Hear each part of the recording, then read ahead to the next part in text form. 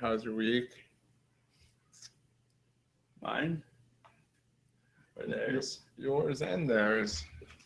Um, my week was okay, I guess. Nothing spectacular. I think you might have to speak a bit louder there because the microphone's not picking up too well. Yeah, I don't know, nothing spectacular. Finished reading the Magna Carta book there. Oh yeah. Pretty interesting read. If you're interested in history and the history of Britain, check it out at your local library, Timmins Public Library. It's out there. That's good. I haven't read that one yet, but you were telling me some interesting stuff about it. So if you had to recap the book, what would you say the book was about? Well, it's about like the document Magna Carta and its impact on Canada and well, in the world in general, I guess, in England. So it's basically a document that in I would say I think 1066, the barons, which are like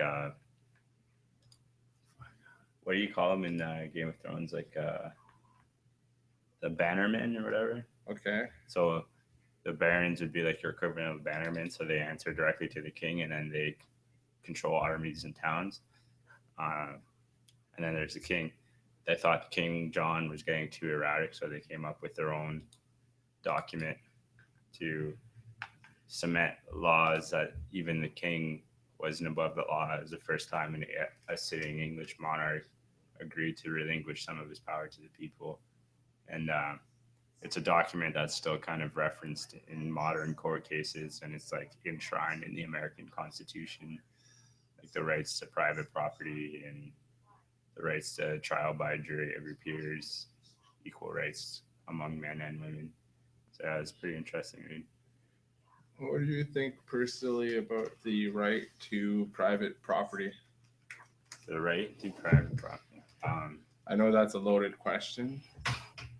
Yeah, like I don't really like do you think it's a good thing for people to be able to own their own property, or should property be communal and shared? And well, you know what? How about this? Okay, the book that I picked up from the library this week is the Communist Manifesto, written by Karl Marx and some dude named Engels in Germany. Some dude. I forget what his first name is. And Frederick, I believe Frederick Engels. Yeah, I think that sounds right, Frederick Engels.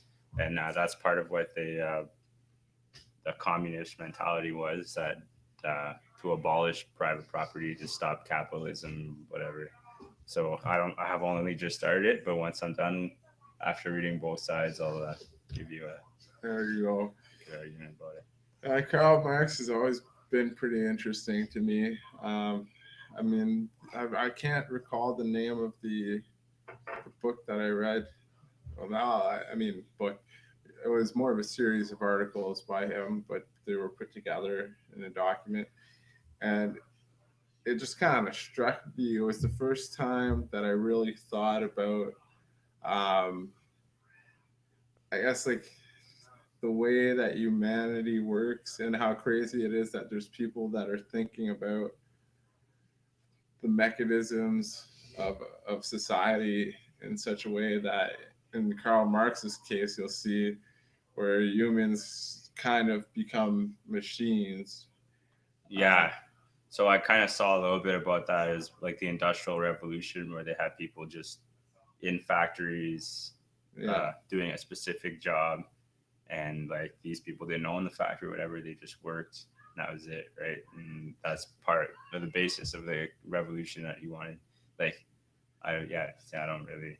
Well, like it's very complex. Like I mean, even I read it and I learned about it in school, and it can just be interpreted in so many different ways that there's no right or wrong way to interpret it. It's an interesting. I think you'll find that it's an interesting read. I haven't read that one per se, but yeah. Then the big thing that I find is interesting is, well, it kind of like at one point, like very basically before we were born, there were two competing ideologies about how humanity should work. There's other parts of it, right? There's like the geopolitical war, but during the Cold War, right? So you're There's talking like the about two competing communism in versus capitalism. capitalism. So there's well, for all intents and purposes, I guess you could say capitalism has won, right? The communist Well, bloc fell, I don't know if you but could say that really. Capitalism has clearly won in the Western world, but there's still very, very uh, obvious characteristics of communism in a lot of Soviet countries and former Soviet countries. former Soviet countries and other countries as well, such as Cuba and even China has some communist elements to the way that they run things. Yeah. Um, yeah. Another thing, just reading the prologue, I've seen that intertwined with that is there's a lot of key points or whatever of between the socialists and the communists at Yeah, the time. there still is.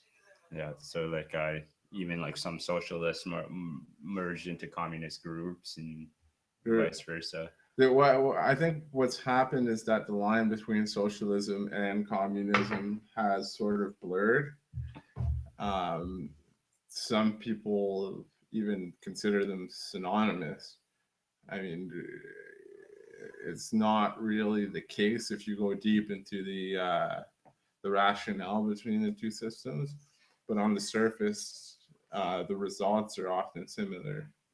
Yeah, and I guess we could argue that most countries have adapted at least part socialist tendencies, like most of our Western countries, right? Like, Yeah, I mean, I would openly say that Canada, like I've always considered Canada social capitalist country, which means it's a capitalist country, but there's definitely socialist elements such as welfare, um, taxes on.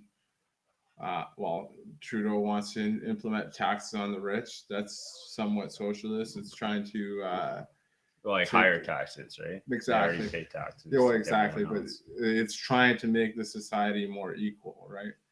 Yeah, So that's a social.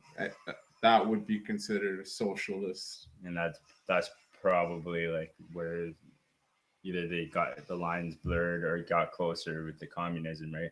Because from what I've read so far, is it kind of, from the Marx's point of view, is equality overall. Yeah. Well, So socialism. My understanding of socialism is working as a society towards general goals. Uh,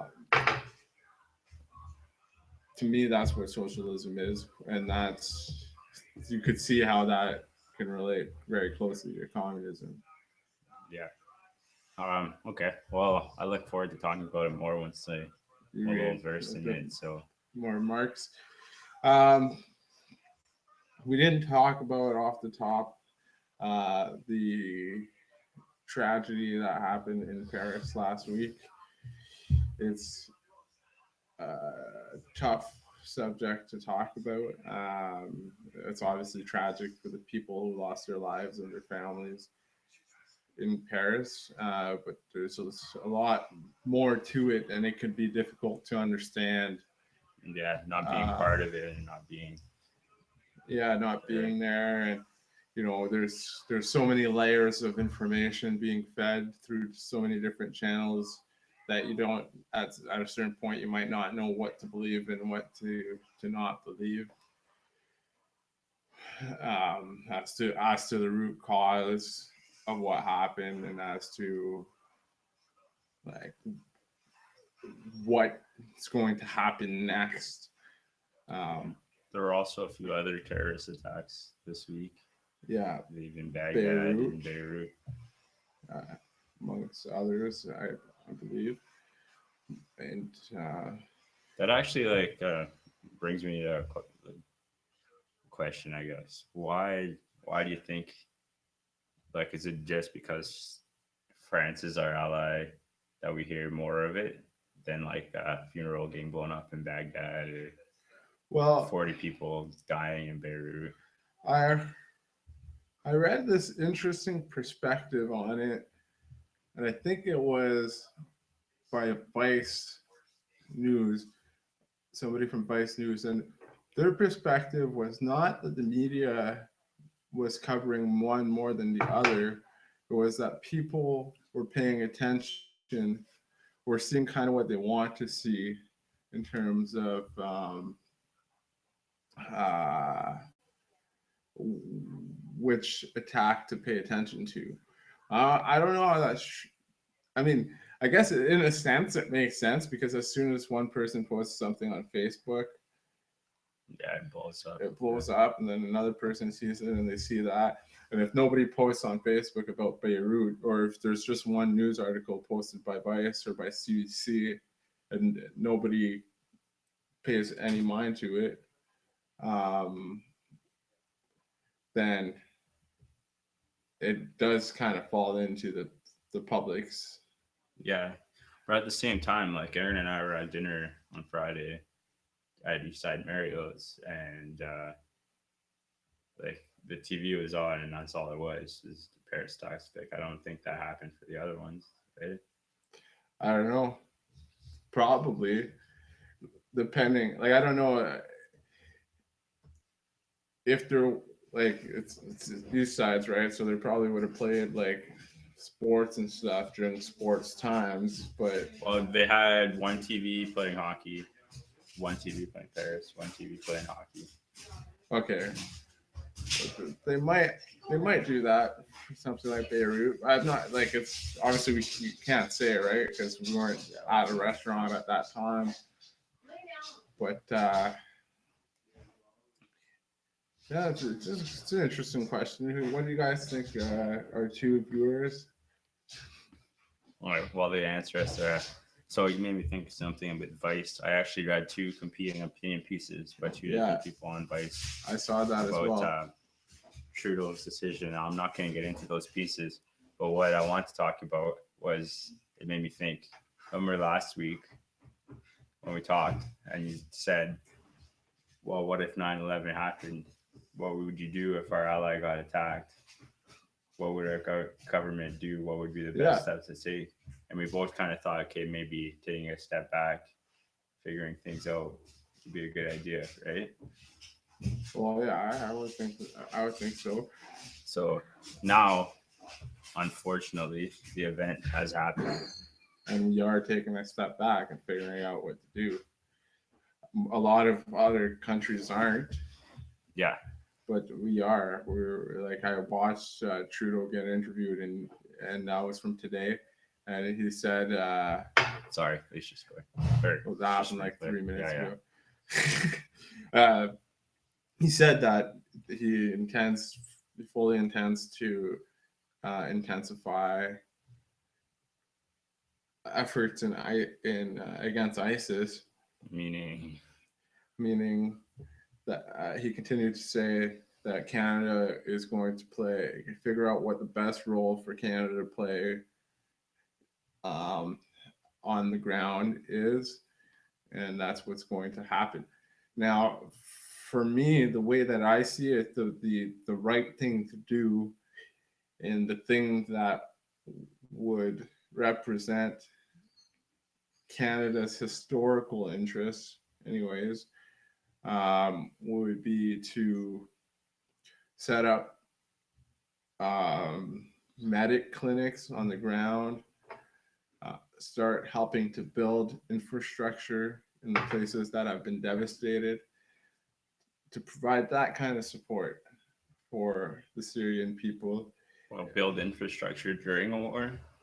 But there's areas that are now no longer war torn that are just completely devastated where they can start to rebuild and just make sure like they're gonna know they're gonna have some sense of where the war is going to be going with the like talks with their allies and communication with their allies. They'll be able to know where our side is planning, how our side's planning to infiltrate. And so in the places where they're fairly confident that it's not going to be a war-torn area any longer, they can start building infrastructure, amongst other things. Yeah, I would totally disagree with you there. And there's so many different factions over there fighting. There's no way to know where to build permanent infrastructure. Like you got, I don't even know what's going on in Iraq anymore. I think there's their army falling apart. You got the Syrian side with their government and a bunch of rebels and ISIS just fighting all over the place. Like, how do you know? There's still safe zones. I mean, if you got a city that's completely torn to the ground where nobody lives there anymore, they're not going to bomb there, right? Like, Yeah. so you clean that, you start cleaning that up, so that at least when you're at a point where you can say, okay, this is cleaned up, it's ready to build, and then if the war does end, then they can go ahead and build. They could prep for building and just provide humanitarian aid in general. Yeah. See, like that's the point where I'm with Trudeau on now and helping the injured, whatever. I don't even care what side they're on, right? Helping the injured out in the war. The refugees, which I guess we can talk about. I don't know. I've seen some pretty fun stuff on my Facebook feed.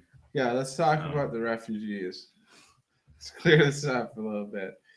Okay, so the first thing I want to address is the people saying that the people behind the Paris attacks were refugees, because that is false. It's just plain wrong. There was an early article published by CNN stating this. Further research proved that the passports were forged of these people. It's not true. And if you look at terrorist attacks here in Canada last year, none of those guys were refugees. They're born here, they grew up here, and they allegedly joined ISIS. I don't even think date. I don't know about the other guy. I'm not sure. But Zihab Bibo, they never had any like actual affiliation. It was just like a loose like following of the group. So, like, the U.S. has taken in somewhere around the 700,000 refugee mark since 9/11. And there has been no terrorist attack in the United States caused by any of those refugees since then. This whole notion, it's just absurd, and it must have come out of a conservative think tank somewhere. Yeah. Well, you know what? I agree with you. I don't think that people are trekking across Europe away from their home generally to go blow up, attack a country that will like come on. Yeah, I definitely agree with you there. Second of all, to me, even if those were recent immigrants in France that did it, which it's not. Yeah. Okay, which it's not. Do you just close your borders and not help anybody? Like, do you let the fear win, basically? Like, do you change? I want to add to what I was saying. Comments that I've heard were like, how would you feel if we bombed your country and then we were like, oh, well, you can live here? First of all, I'd be pretty damn happy that I'm not getting bombed anymore. Second of all, in the case of Canada, if it's somebody rational And I know your argument, not your argument, but whoever's listening's argument might be, well, these terrorists aren't rational. But if rational people are moving to Canada from Syria, they're going to realize also that we're stopping to bomb their country under this new government. This is a new government that is trying to shift the war in in those states. So, sorry, I just wanted to add that. That's fine. That's fine. I kind of like I was gonna say something along those lines. Like, you know what? Like to me, obviously, and it's real. I find it hard to speak for these people, okay? Because I don't know them. I'm not them. But to me, I feel like if I was, uh, shit. I guess I was just about to say like a If you're a sin. refugee, If I was a refugee and if I was pushed to the point, like I've seen some of the pictures of these cities and like the the sheer chaos, right? So even before we were there, it's civil war. This stuff's crazy. It's going on everywhere in the Middle East, and you finally get to somewhere where you can live like a semi-normal life. You're still going to be wanting to go back home. Like you're going to want to go back to your country. Like they're not here just to like. yeah. And then I've heard also the argument, where are we going to put them? That's a good question. The main place at first is probably going to be army bases, which furthers my point that I'm going to make here, that these refugees, it's not just going to be like we're literally going to grab a bunch of people, throw them on a plane, and come here. There's going to be a process.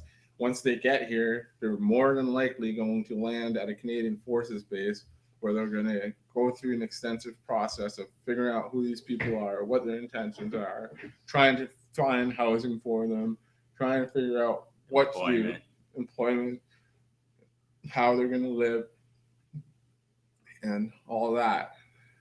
Oh, fun fact that I seen today.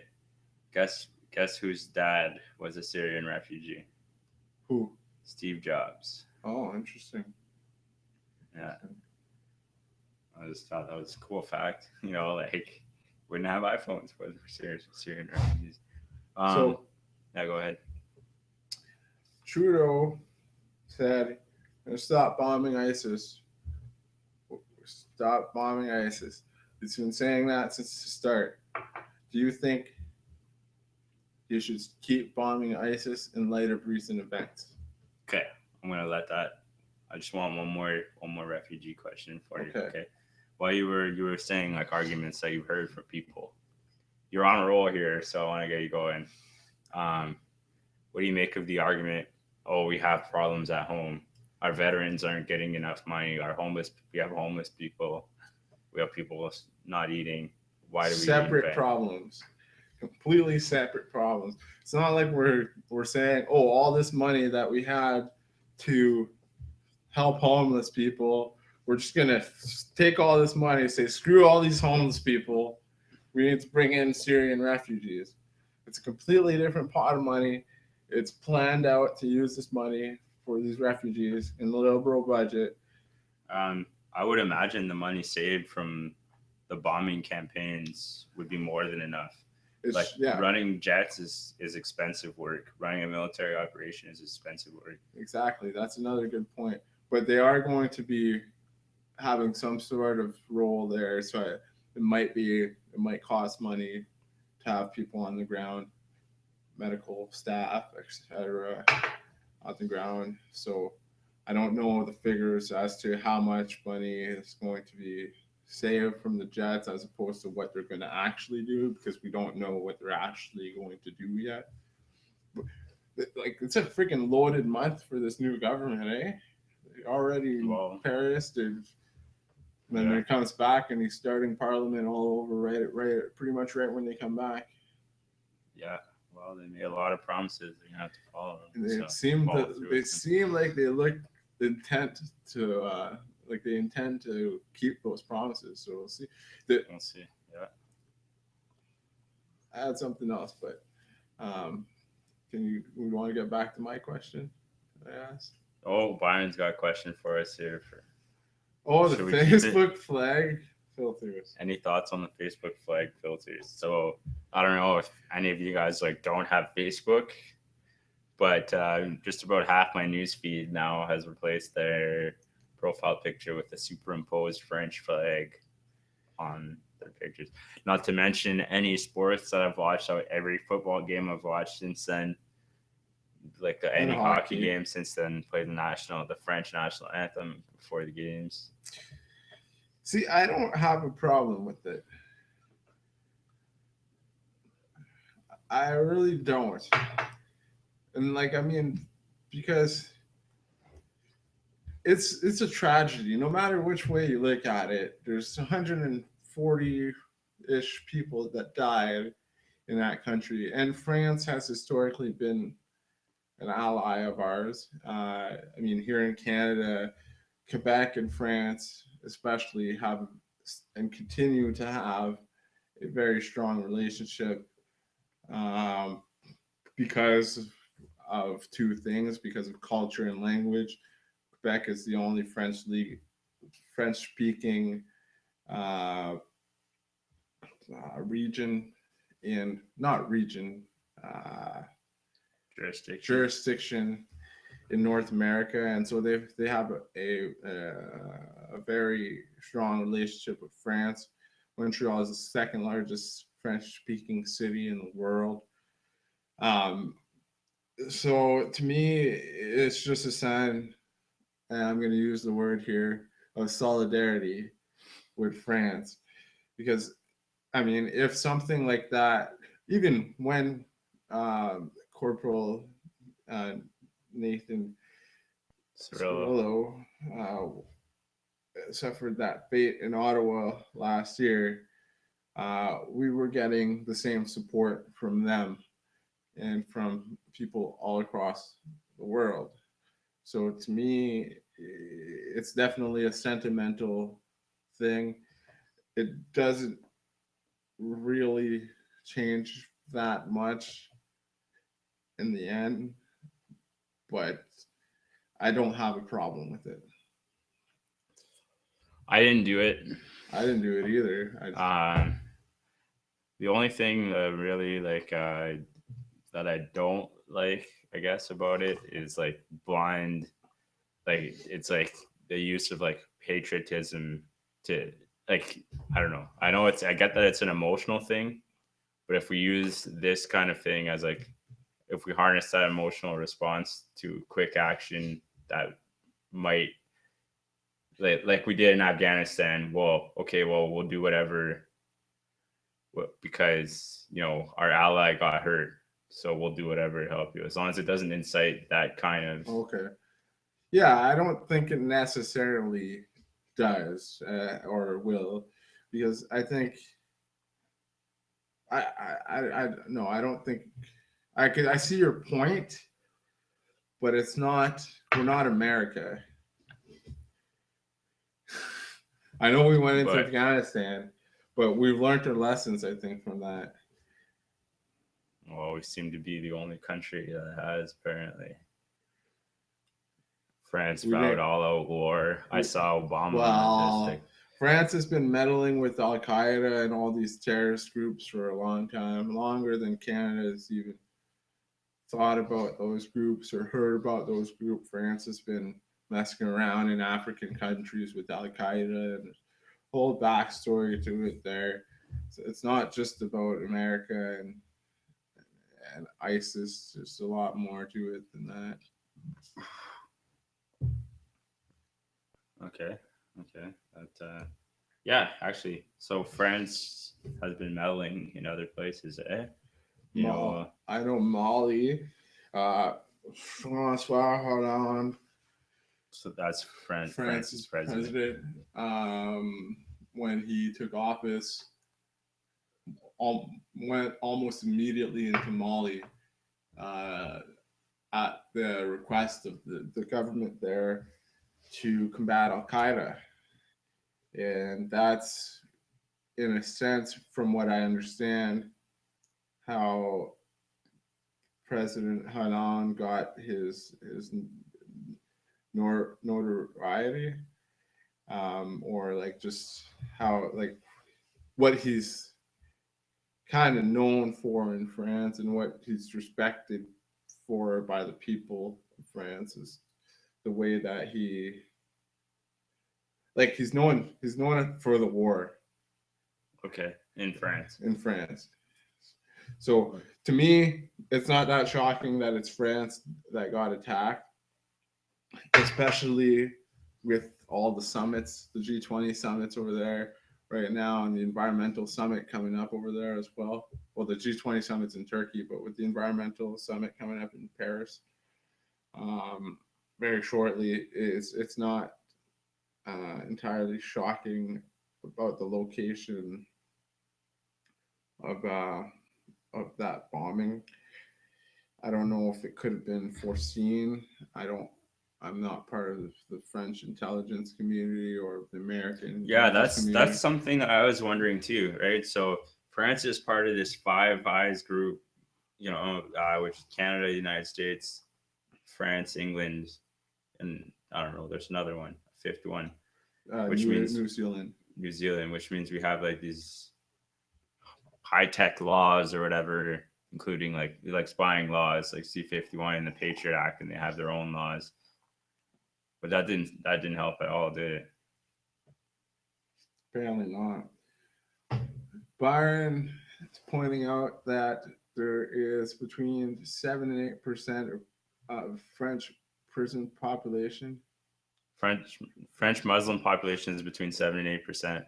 French prison population is over 70% Muslim. Okay, so we can probably compare that to African Americans in America.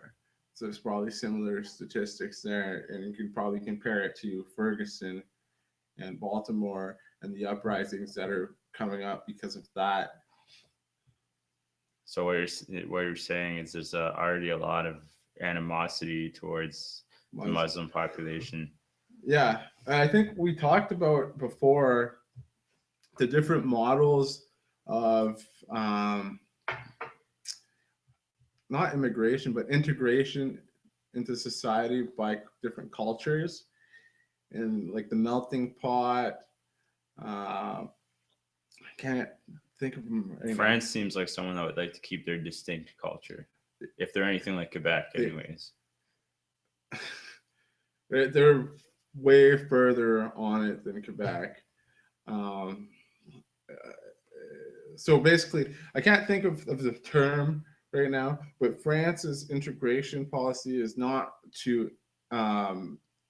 it's not to assimilate. They lack one really. Like this is the dominant culture. We are the dominant cultures. There are other cultures here. We do not necessarily respect you as much as we respect our peers, kind of thing. So similar to what Putin said about Russia and Muslims. Yeah. Although, like, I feel like Africans have been doing all right in France somewhat. Because they speak French. Because they speak French. They come from former French colonies. But there's still that divide. As far as the information that I've gotten, there's still that divide in social status. And it probably depends on the regions as well. But so I just had a thought. So your argument not your argument, the argument you were talking about are they going to come to our country and hate our country and blow up our country? Well, it would depend a whole heck of a lot about how you treat them. Exactly. That's exactly what it is. That's exactly dead on point. If you come here, we bring in these refugees and they get here and you're causing all this shit in the streets, like it's already somewhat happening in Toronto. Well, probably other places. And that's nice. Yeah. Those are isolated incidents. But if you start pulling that kind of crap, and then you're surprised that these people are upset with you, then the problem's with you and not with those people. There you go. Yeah. Yeah, I can't really disagree with that. I mean, we've always had problems with people coming in, and we're been become a better country because of it. But it's about time, it's 2015. Exactly. Like why? Like it's so ridiculous to me. The whole notion of racism is ridiculous. People are people. Point final. That's it. No question. There's you treat somebody well, they'll treat you well. I Pretty much. understand there's such thing as religion, but there's religious extremists in any religion. Yeah, yeah. When if you don't believe it, look at look at your history books at the Crusades sanctioned by the Catholic Church. Yeah, yeah, yeah. There's oh man, you guys are. I'm getting riled up on this one, man. All right, how do we keep that fuel going? What you got, Byron? What you got? What else did I have here? Since we're still on this. What do you think? What do you think about the notion that this is the start of World War III? It feels right now, at least, it feels more like a Cold War to me. There's crazy shit going on in the Middle East, and then now we're actually starting to see competing interests. But like I don't know. I don't know if this is the start of World War III. World War III, you kind of had at least like two different sides to this. This is like a huge like Okay, what I sort of see it as,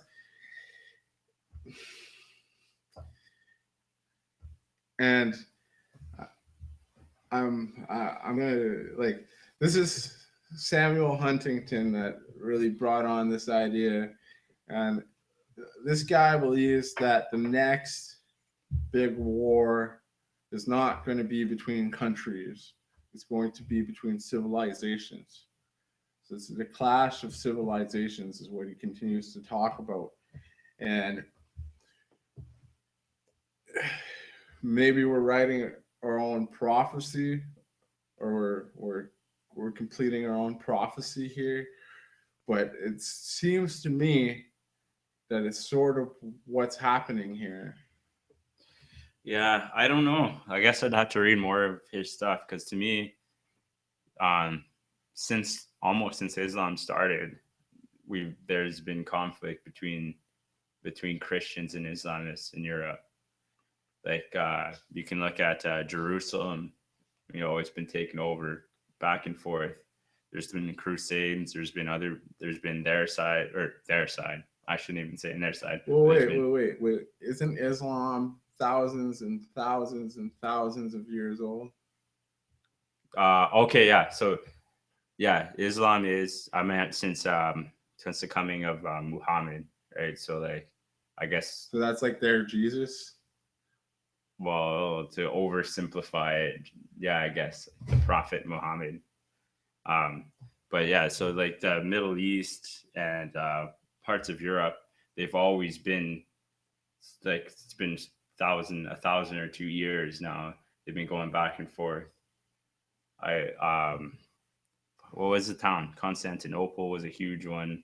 Like they I guess it kind of ended up And these were with like religious wars you're talking about here, right? So yeah, like crusades against Islam, meaning where it was just like the Pope, Christians.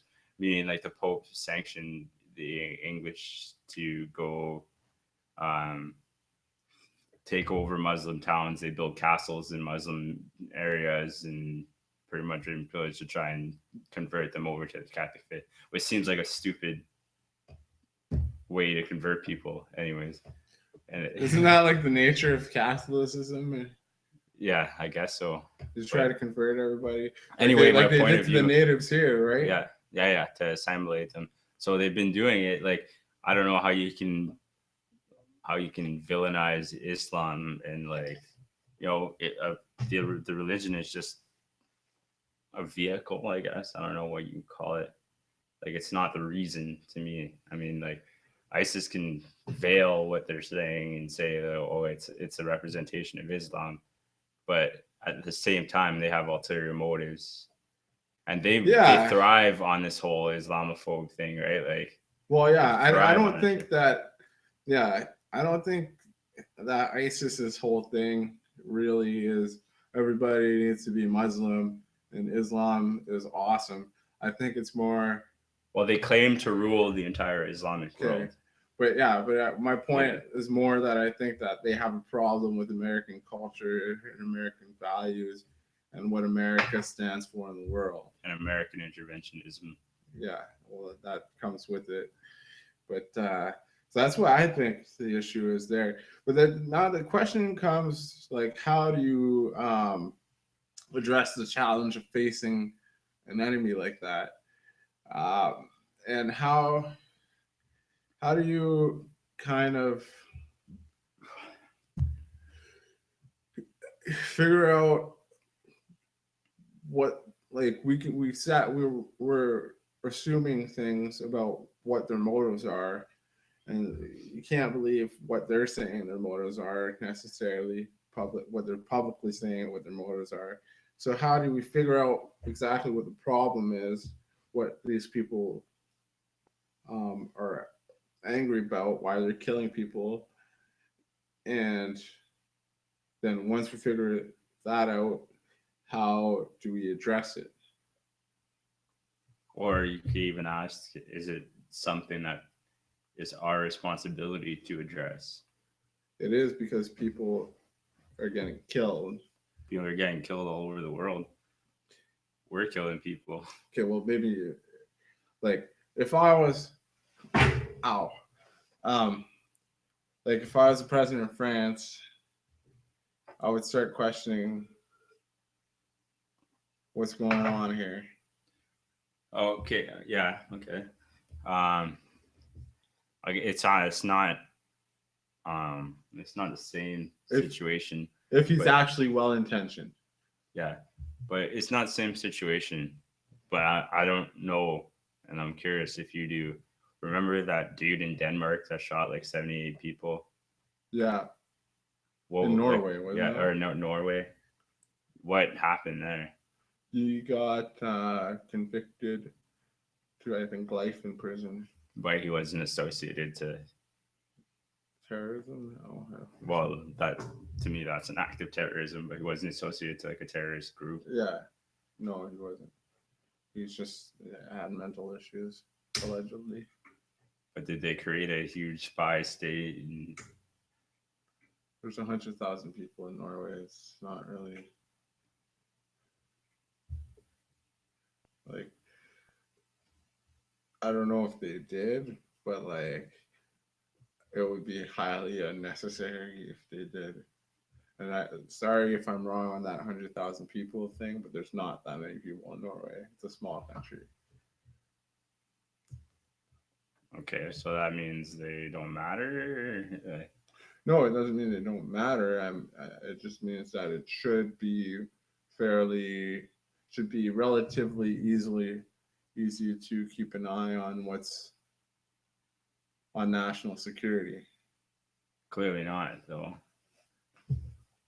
So one nut. Okay.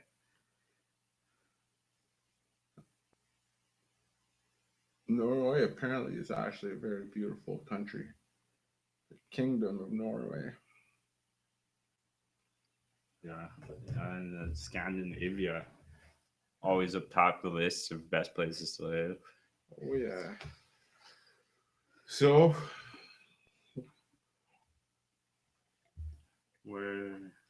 what about climate change? What about? Well, we watched a documentary yesterday about climate change, and there's this whole notion in this documentary that the whole other side to the debate is created by industry. So they create these fake, quote unquote, institutions where these people become experts, quote unquote, and essentially they're job is to state that climate change doesn't exist and it's not based on any scientific proof. They call themselves scientists. Some of them are scientists, but they're not climate scientists. They're not scientists who study anything about climate change. And Yeah. So I guess like how could you? You'd say it's like a hockey coach teaching tennis or something. Like yeah, exactly. Oh wow, I know how to teach sports. Right, I'm a scientist. exactly. Like a Um. web developer developing infrastructure. I'm a Yeah. developer. Yeah. So the fun part about this is they found the same scientists, and I can't even quote because they're actually scientists, uh, heading institutions on the benefits of smoking, as well as the benefits of pesticides and denying climate change all at the same time. I don't know. But they've. And then when the question about that, they're like, "Well, those are completely unrelated things. What is this? What does smoking have to do with climate change?" Yeah. So I think at the start, right? Because like it was like 1988 when a chunk of the scientific community came out in front of, I think it was the American Congress. I don't know where exactly it was, and said we do believe we have proof of man-made climate change, right? So I think at the start there's probably some climate scientists or whatever that may, or maybe not even climate scientists, but some of the scientific community that Oh yeah, disagreed, or that were at least skeptical, the right? science wasn't proven. Yeah, it was yeah, it's still kind of as with everything in science, it's a theory, but I've um, always had this thing though, where like science is a man-made thing. well, yeah and no. I mean, like Well, yeah, chemistry exists, biology exists, like they're just studying it. Like you get reactions from certain elements, yeah, but elements okay, exist how like why is CO2 like why is H2O water? because it has two atoms of hydrogen and one of oxygen. Why is hydrogen hydrogen? Why is it named hydrogen? Yeah. I don't know. Like okay, I'm being a bit the devil's advocate here, but like climate is something that's not created by man. Correct. Science is kind of created by man. Though all the Yes. theories of why things work the way that they do in science is something that was made up in like a man's Well, or multiple people's. it was made up in a way, like I don't know. They it's like They evidence researched based. it. Yeah, They experimented. I'm So not downplaying like scientific proof. I'm just saying that there's a possibility that people are completely wrong about science, about certain sciences.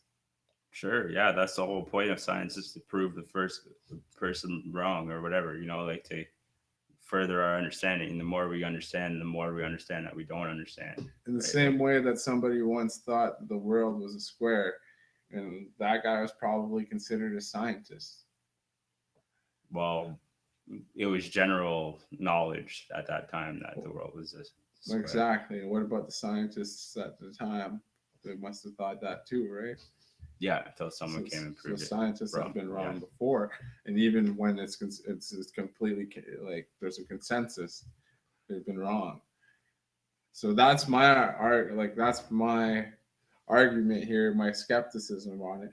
I think that because there's such like strong evidence that it could cause catastrophic harm, we still need to act on it because no matter what, you're better safe than sorry. But there's still. So you don't believe that anything happening right now is I didn't the say deal? that. What I'm saying is that there is a possibility that the science is wrong. Well, there's a possibility that the theory of evolution is wrong. If There you want to is. go there, Yeah. Well, I Hey, man, There's a possibility that gravity doesn't exist. whatever, man. There's a possibility. There's lots of possibilities, but I think we need to Like, act on climate change. in my opinion, like the scientific model is more like it's more fact based than like a political science. Well, I don't know because political science theories are based on like historical things that happen and that have been studied. So it's the same.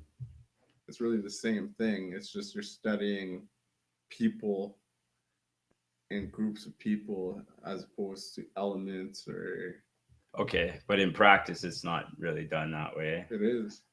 Like, so that's how France decided. Okay, that's it. You're Out talking war. about politics. You're not talking Yeah. about political science.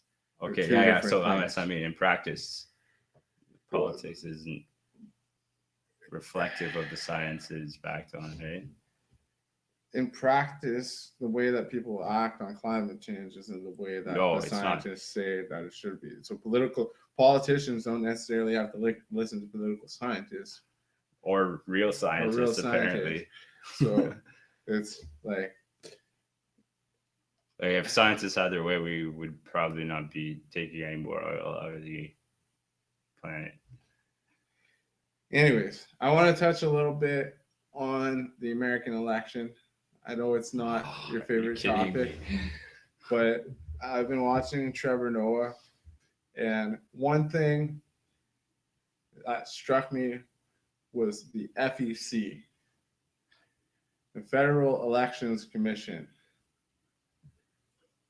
Oh my God. So he interviewed not Trevor Noah, but one of the Jordan Klepper.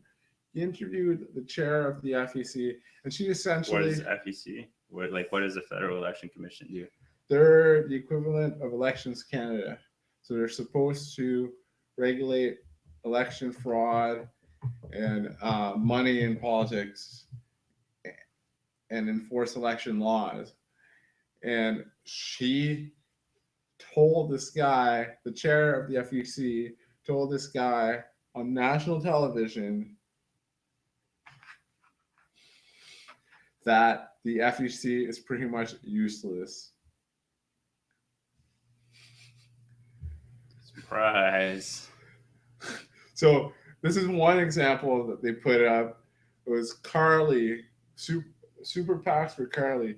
And here was the argument is that a super PAC, which is a group of donations or a donation made by a group of people to a party, they said that it couldn't be named or it couldn't have the name of a candidate in it. So this actually happened where a candidate tried to put their name on a super PAC, and it was Carly for America. And they said, the FEC said, oh, it has the name of the candidate on it. This is not okay. So then this group went and put capital letters in Carly and made an acronym. So caring Americans, requesting, I don't know. I don't remember what the two other those letters were. They just made an acronym. So it was still Carly for America, but it was in capital letters, and now it's perfectly fine. All right. Yeah, that's fucked.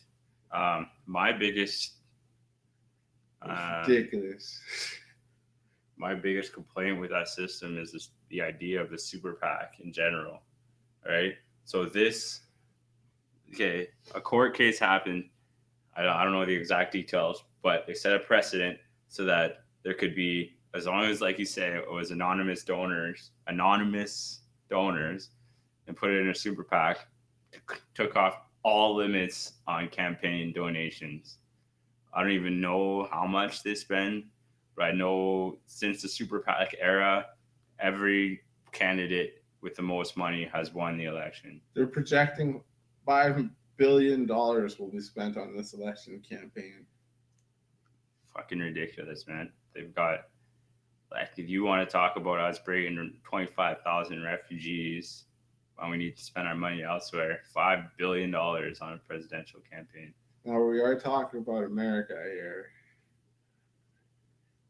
You saw some of the figures of donations here in Canada, and they're not nearly. Yeah, no, I'm not.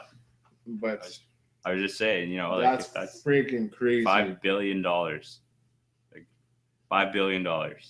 Corruption in politics, if I've ever seen it. Okay, what? Oh, your perspectives on the Starbucks coffee debate would probably make freaking laugh. It's horseshit. Like, what is the debate even about? I still have no idea. Starbucks used to have like Christmas trees and like snowflakes and stuff on their Christmas coffee cups, you know, like Tim Hortons does. Actually, I noticed today my Tim Hortons cup didn't have the holiday thing anymore.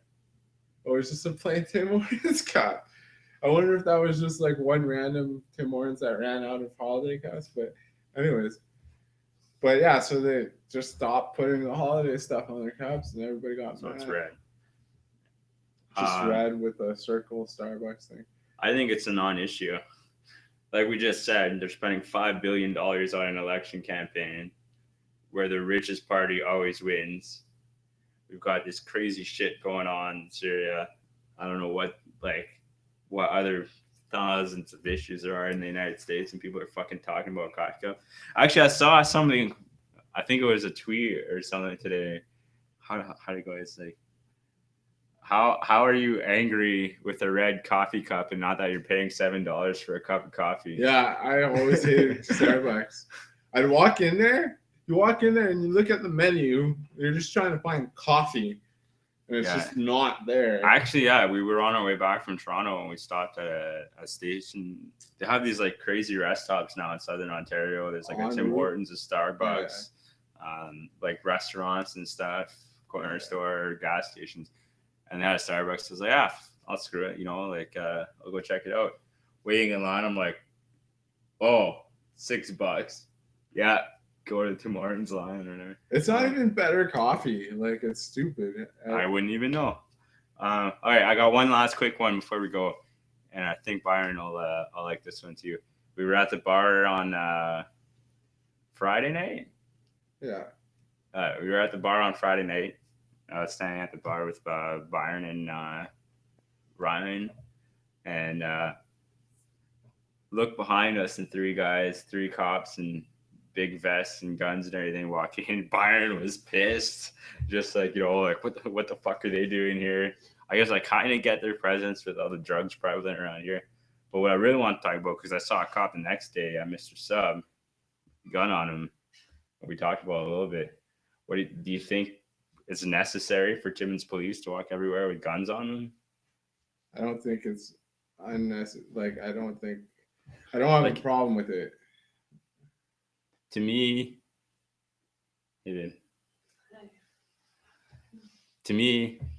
well, okay, why don't you have a problem with it? Why would I have a problem with it? Enlighten me. Because it's unnecessary. What if something happens and they have to go somewhere? What if like, God forbid, something were to happen in the Mr. Sub parking lot and this guy had to run outside and there was a guy with a gun? That's a pretty big what if. All right. What if I ran outside and this guy had a machine gun? So I should be saying, oh, my cop should have an AK with him. You know, to be able to. Well, this is the point. Like, this is how I pointed it out to you before. Did you think that Corporal Nathan Cirillo should have had a gun on him that day? No.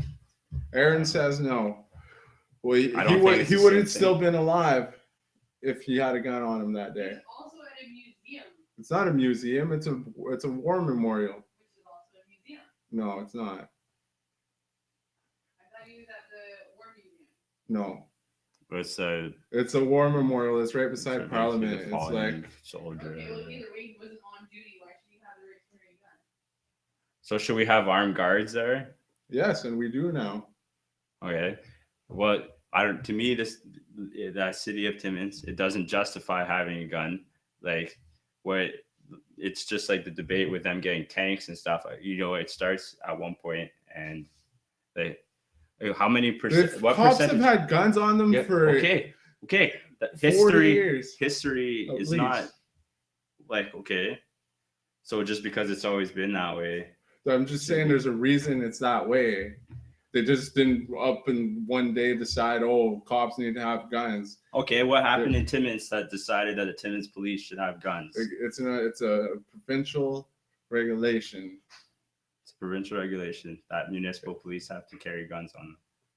Yes, if it's not a federal regulation, it's a regulation at a higher spot in government. Police in this country need to have guns on them Why? for their security, or for their officers of peace, For their security. and for the security of people in the community. Why isn't a taser sufficient? We're gonna disagree on this one. Like, if somebody Well, comes they're up peace with a officers. fucking, Okay, why if do they somebody need a comes gun? up with a gun to a cop and the cop tries to tase him, Okay. What if someone comes up with a bazooka? then he's screwed. But at least he has a chance to get to get a shot in before he shoots him. All right. Well, I'm just gonna finish it by saying I don't feel safer because police and Mr. Sub and at the Do bar. you feel have any guns. less safe? Possibly. You Yeah. think this cop's gonna pull out his gun and shoot you in Mr. Sub for no reason? What if he has PTSD? It hasn't. It's not unheard you of that shouldn't cops be- unload on people. Then he shouldn't be working. It's not unheard of that cops shoot people, and they shouldn't.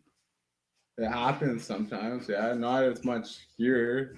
When's the last time you heard a cop shoot somebody for no reason in Timmins? When was the last time I heard a cop need a gun? Timmins. When that friggin' convict ran away, you might have needed a gun there. To catch a guy in shackles. Perhaps. You never know. Well, you could you're have pretty got incompetent. you if could have need went in to and catch got a guy in gun. shackles. If there was actually a freaking guy in Or the when the Canadian guy Tire, took the BB they gun would've in the needed Canadian that. Tire. Yeah, because we needed the helicopters and that. I don't like. What about To me, instances it's just where- like an over show of force that we don't need. Well, I don't. They think, should I be don't see closer it to that the way at people. all. there'd be less incidences where people get shot because of the cop misunderstanding a situation? I don't see it like that. Byron, cops in Canada only started carrying guns and wearing bulletproof vests in the 1990s. Fairly recent thing. Do you know why that is, Byron? The RCMP had guns in the 1960s and 70s, The RCMP aren't the Timmins police. but they are the local police forces in many communities in the country. All right. Well, obviously we disagree. I was hoping to get an answer from Byron there. What did you ask me? I was talking over you. Why they started carrying guns and wearing bulletproof vests? Was there a spike in violence? From what I'm told, violent crime's gone down in Canada. It's gone down fairly consistently for a number of years. Okay. I don't know. I guess that's it. Anybody, anything else you want to? We're already past an hour there. Oh, I think we'll call it. I mean, this whole gun thing, I don't really understand why it's that big of a deal. What gives them the right? Okay, so if something goes down, forgot to add en masse, he said, if something goes down, then okay, I should be looking around for a cop with a gun. Then if you're saying that cops like we need guns for us to feel safe, No, then we why- don't. No. then why? That's not what I Okay, said okay, at say it all. again, say it again. I In just case said some crazy in incident case happened where something some guy. happens, I'd rather let's Then say shouldn't I have the right to carry a gun and shoot him instead of just having a cop that then move to possibly America. be a Mr. Sub? Well, maybe I'll move to if- America so I can see more armed police. If there's somebody's trying to break into my house and I call the freaking cops, I hope he has a fucking gun on him. Okay, fair enough. If I'm going to get a sub at Mr. Sub and the cop in front of me, why would I hope he has a gun? You have to take the gun off and then put it in the car. Somebody Oh, breaks no. in the car, steals the gun, so it shoots up a mess. The cop it at doesn't the have a station. gun. Leave it at Oh the no, station. the cop doesn't have a gun. If somebody steals this gun and then he doesn't have a gun and this guy has a gun against him, Hey, how you solve that problem? He doesn't have a gun in the first place. then what if a guy that has a gun breaks into the car that he has two guns? You guys are dealing in hypotheticals and it'll never work. I don't know. I just don't get the need for it. That's all. Okay. I mean, What? ah. Yeah. You got anything else? What about let's say It's going. let's say in a hockey arena, there's cops in hockey arenas. Should they have guns? There's cops in hockey. Yes, in NHL arenas, there's always cops. I don't know. I just don't think the Timmins police, this has nothing to do with it. I just don't think the Timmins police need guns all the time. Well, okay, but what if something crazy does happen? Well, you could use that for like any situation. Like- All right, what if like- somebody comes down the street with a tank? Oh, well, maybe our police department should have tanks too. Nobody's gonna come down the street with a tank. People Well- have hunting rifles around here. People don't have tanks lying in their freaking garage. Like, Okay, like what okay, if good. a bunch of people just decided to go out on the street with a bunch of guns? Then one cop with a pistol is not going to stop. No, but them. if they're all leaving them at the station, then they all have to go back to the station, go get their guns, and then go back out on the road and go after. It just reduces efficiency. Okay, fine. It reduces efficiency not to have guns. Let's end it at On that then. them. I'm It's- trying. Well, that'd be great, Brian, if most cops had proper conditioning. Like They'd probably agree hate their lives a little I bit. agree with less, Byron. too. Gun violence is far from a big problem here, and there's no need for having all of our police armed. If you take away the guns, though, and people are aware that the cops are not armed to deal with potential security threats, then you can become a target. Or you could say the opposite. If you take away the guns and people know that cops don't have guns on them and that they're not going to get shot by cops, they might not feel the need to arm themselves to face the cops. Because that argument doesn't work, because we would, by that argument, everybody would be having a gun and like try to pull a gun out on cops and stuff. Okay. Because Having- cops have guns, right? So cops have If guns. having So armed many cops guns. stops people from getting shot, then there'd be no homicides. There'd be no gun homicides in Canada or the United States. I didn't say it stops people from getting shot. I'm saying it doesn't make people get shot. No, I don't agree with you. I'm kind of done now, so we shut her off. Yeah, we need this stuff.